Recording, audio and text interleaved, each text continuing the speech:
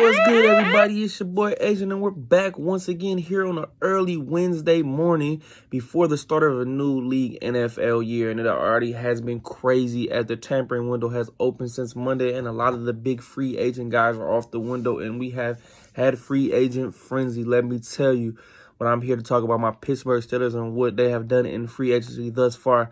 I waited a day or two because it's been crazy and things could change even after I post this video, but we're here recording a little after 8:30.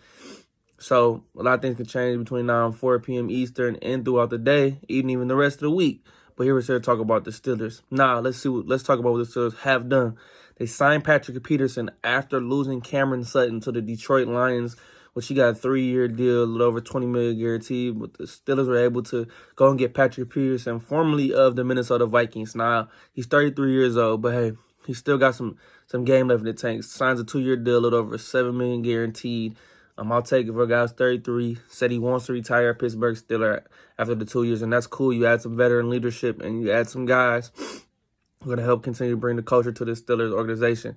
But that begs the question: do you still go corner NFL draft?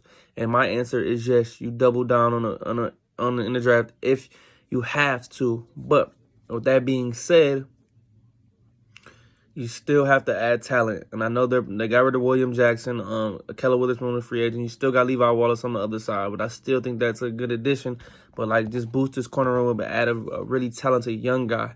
Now, they also went offensive line as they signed Nate Herbig from the Philadelphia Eagles, who was with Andy Weidel, none other than when he was there. It's a big boy, yes, and they need it, especially on that left side of the line, as Kevin Dotson and Dan Moore have struggled opposite of each other on that side of the line. Now, the right side is good. Mason Cole is solid. Chooks on right tackle is solid. And James Daniels has been solid, but this left side needs to be recertified, especially, and I don't think the Steelers are going to wait. They're going to wait until the NFL draft to do this. The biggest question was what we were going to do at linebacker. Robert Spillane left. Miles Jack, we need to get him re-signed. This linebacker position is one of needs, which may be the better question. What are the Steelers going to do? Because all the big-time linebackers are pretty much dried up in free agency. Tremaine Edmonds, that's too much money. TJ Edwards, too much money. You have big guy names on the market like Bobby Wagner, Levante David, Drew Tranquil, Rashawn Evans. I think a guy who will be perfect in this system will be Drew Tranquil. I don't think it's going to cost a lot because I don't think Andy Weidel and Omar Khan want to spend a lot of money at the linebacker position in free agency. So that begs the question. If they don't do anything, that means they have to go linebacker in this draft.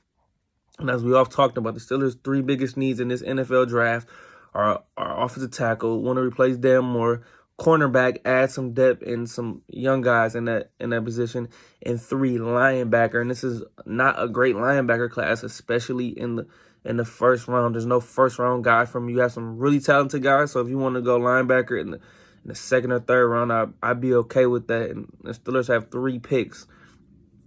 They have 3 picks, 1 in the first round, 2 in the second round. And any combination of those 3 positions would suit me well. And I even posted a mock draft. I'm gonna show you guys up here on the feed, and you guys can look at it. With Deontay Banks, Jawan Jones, and Dalen. Don't let me say his last name. Let's call him DH from Washington State. That's 3 big needs that you can certify and they can insert and plug and play.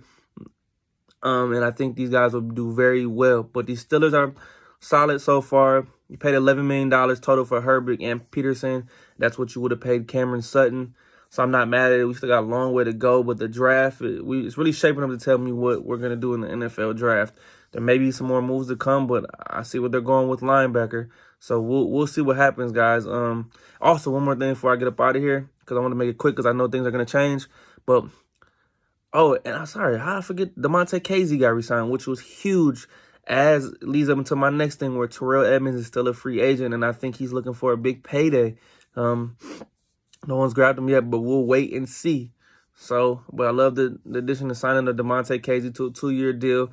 He can play in the slot, he can play in the nickel, he can cover the run.